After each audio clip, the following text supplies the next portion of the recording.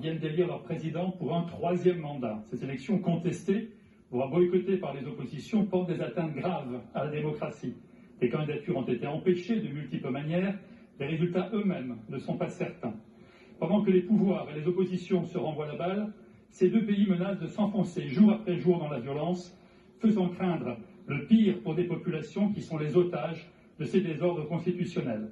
Pour la Côte d'Ivoire, la haut-commissaire aux droits de l'homme, Michelle Bachelet, s'est montrée très préoccupée par l'état du pays. La voix de la France est entendue et attendue par nos partenaires. Ils connaissent notre engagement, mais aussi notre exigence, comme le président de la République l'a rappelé récemment au Liban. La voix de la France compte. Elle s'est bâtie autour de valeurs et de principes auxquels nous ne pouvons déroger et pour lesquels nous nous battons. La liberté, la démocratie, le pluralisme sont de ceux-là. La voix de la France compte par sa diplomatie française et ses politiques de coopération ambitieuses et renforcées. Dans ce contexte trouble, notre pays a évidemment un rôle majeur à jouer dans l'issue qui sera trouvée à ces conflits, comme il a su le faire en 2003 lors des accords de Marcoussis. Monsieur le ministre, nous savons et saluons votre engagement sur ces sujets. Votre dernière prise de parole au Niger, où vous avez félicité le président Issoufou pour organiser des élections de référence pour l'Afrique, a été saluée unanimement et fait autorité.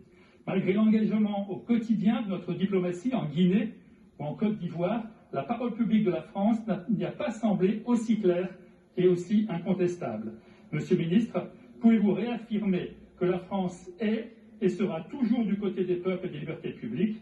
Monsieur le ministre, que va faire la France pour apaiser le climat de tension et favoriser une sortie de crise qui garantisse la liberté, la sécurité et l'expression démocratique? Merci, cher collègue. La parole est à Monsieur Jean-Yves Le Drian, ministre de l'Europe et des Affaires étrangères. Monsieur le député Bruno Fuchs, je vais me concentrer sur la situation en Côte d'Ivoire, puisque j'ai déjà eu l'occasion de m'exprimer ici sur la Guinée, l'élection qui avait lieu un peu antérieurement. Et là, sur la Côte d'Ivoire, étant donné que ces élections sont tenues le 31 octobre, il y a une actualité plus prégnante, d'autant plus que, comme vous le savez, le Conseil constitutionnel de Côte d'Ivoire a rendu public les résultats de l'élection présidentielle hier. La voix de la France en Côte d'Ivoire, elle est forte, y compris lorsque moi-même je me suis rendu en Côte d'Ivoire au moment où la question du troisième mandat se posait.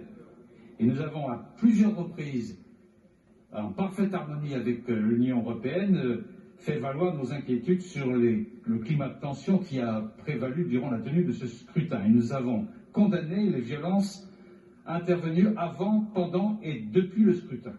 Et là, aujourd'hui, nous appelons l'ensemble des acteurs ivoiriens à la responsabilité, au rejet des discours de haine, et nous nous retrouvons tout à fait dans les propos exprimés par le secrétaire général des Nations Unies hier concernant les arrestations et les restrictions à la liberté de mouvement dont certains acteurs politiques ivoiriens font actuellement l'objet. Le président Ouattara s'est exprimé hier devant son pays en proposant un dialogue avec l'ancien président, M. Bédié.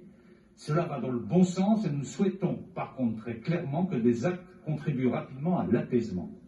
Des mesures concrètes et rapides doivent être prises pour tourner la page de la violence et de la division. Nous pensons aussi que le règlement des différends entre les autorités et l'opposition doit se faire sur une base inclusive en associant l'ensemble des forces politiques du pays dans le respect du cadre constitutionnel et dans le respect de l'état de droit.